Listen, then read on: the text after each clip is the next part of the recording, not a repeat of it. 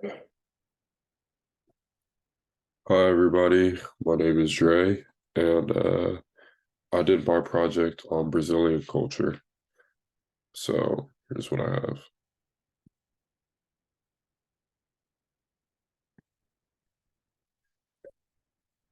Okay, so going over Hofstree's cultural dimensions. One of them is masculinity versus femininity, and this shows the different way masculinity and femininity is represented in a country, and how much each one of those is represented within a country. So Brazil places importance on both masculine and feminine aspects of life. Masculinity in Brazil showcased through emphasis of achievement, competition, and success, ultimately an effort to be the best, while femininity is demonstrated through quality of life, for example, happiness, teamwork, harmony, and empathy. Here I have a couple pictures. This is the 1982 Brazil national team winning the World Cup.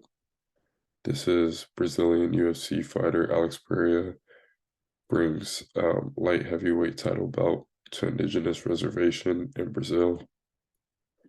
And this is a group of women and men in Brazil, in Sao Paulo, participating in an act called Entre Saltos, which was supposed to be a revolutionary act that had to do with equal rights between men and women in Brazil. So both men and women dressed up in heels and dresses.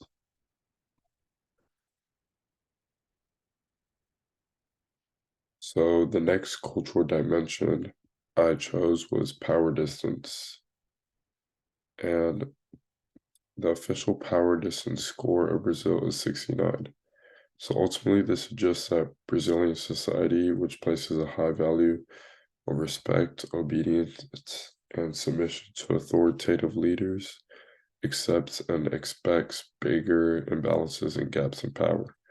For instance, in Brazil, age and rank are frequently held in higher value and respect in the workplace, whereas here in the US, open communication and teamwork across the chain of command are prioritized more. So I have a couple pictures down here. This is a picture of the current president of Brazil, Luiz Inácio Lula da Silva. And here I have a picture of a Brazilian soldier in combat. And right here, you see a community of people, um, Brazilian citizens from the favelas, which is a community of houses in the hills that they have in Brazil. So for my last cultural dimension, I have individualism. Brazil has an official score of 38 when it comes to individualism, and Brazilian culture places a strong emphasis on collective identity, social connections, and family ties. For example, in Brazil, decisions are frequently made with the group's welfare and social peace of mind, yet in the US, people place a great importance on their own liberty and choices. So you can somewhat say that people in Brazil are very selfish and they don't have a selfish mindset or way of life. Everything they do is more than themselves, and all their decision makings are made by just more than themselves. Here, I just have a picture of a group of Brazilian citizens protesting.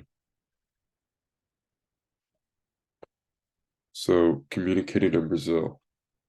Portuguese is actually the main and official language of Brazil, and it is spoken by just about everyone in the country. And while Portuguese is the main language, there are other languages spoken in Brazil, including English, Spanish, Japanese, French, and indigenous languages as well that stem from indigenous tribes in Brazil. And here's just a picture of some sayings in Portuguese. So, food in Brazil. This is really interesting. Brazilian culture, or excuse me, cuisine originates from a mix of European, African, and Asian mixings. It also has a strong Portuguese influence, of course, and majority of the dishes aren't generally spicy, but are usually very heavy on your stomach and more fulfilling than others. Um, a lot of these dishes are eaten with rice and beans, and even if it doesn't usually come with rice and beans or is generally served with rice and beans, it can be eaten with rice and beans on the side. Um, so this dish right here, this is feijoada, and what it essentially is a stew of beans with beef and pork. And the name feijoada is derived from feijão, which means bean in Portuguese. And this is ultimately the #1 dish in Brazil, also considered as the national dish.